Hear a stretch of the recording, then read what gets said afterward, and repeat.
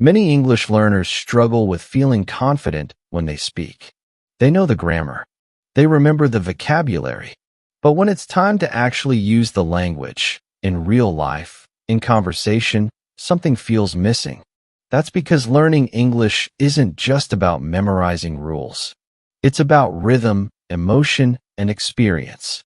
One of the best ways to improve your English is by listening to stories. Stories help you learn how real people speak. They help you understand how the language feels in context. So if you're enjoying these kinds of stories, make sure to like the video, leave a comment to share your thoughts, and subscribe to True English. We upload new stories every day to help you feel the language, not just study it. It was early morning in Kyoto. The city was slowly waking up, but not in the way busy cities usually do. There were no loud cars, no shouting voices, no rush. The sun was just beginning to rise, casting a soft orange light on the roofs and walls of the narrow streets. Trees stood still. Wooden houses held their silence. And Daniel walked alone. He had a paper map in his hand, not because he needed it, but because he liked the feel of it. A real map, not a screen. He had folded it neatly and placed it in his pocket, choosing instead to let his feet lead the way.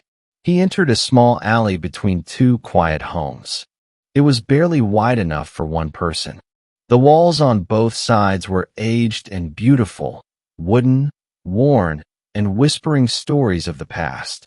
Daniel didn't speak. There was no one to speak to, and he liked that.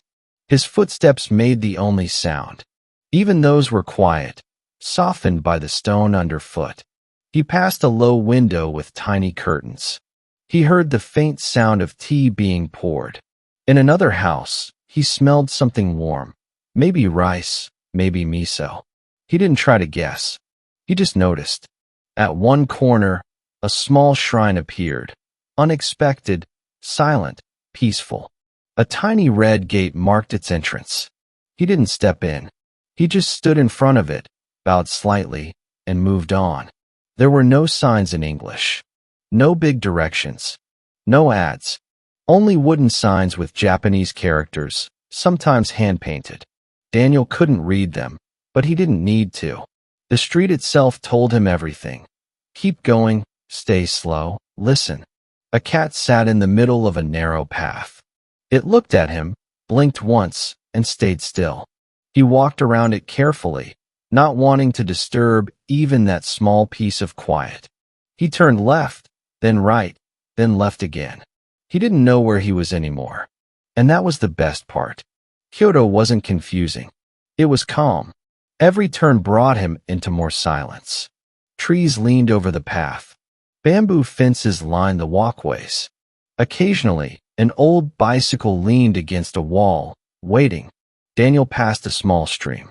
The water moved so gently it barely made a sound. He paused, listened, watched a leaf float by. An old woman came out of a gate, carrying a broom.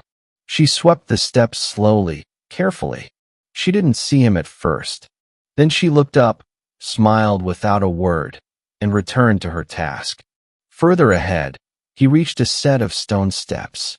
He climbed them quietly, each footstep deliberate. At the top, a small temple stood, almost hidden by trees. No crowds, no music, just air, light, and space. He sat on the edge of a wooden platform, took off his shoes, let his feet feel the cool wood. He didn't take any photos. He didn't check his phone. He just breathed. It was still morning, but time felt slower in these streets. Softer, like it was wrapped in fabric. Eventually, he stood up again, bowed to the temple, put his shoes back on, and continued. Through every turn, every alley, every shadow and shaft of sunlight, Daniel walked not to get somewhere, but just to move, just to listen, just to be in the moment. No one asked him where he was from. No one sold him anything. And that, too, felt right.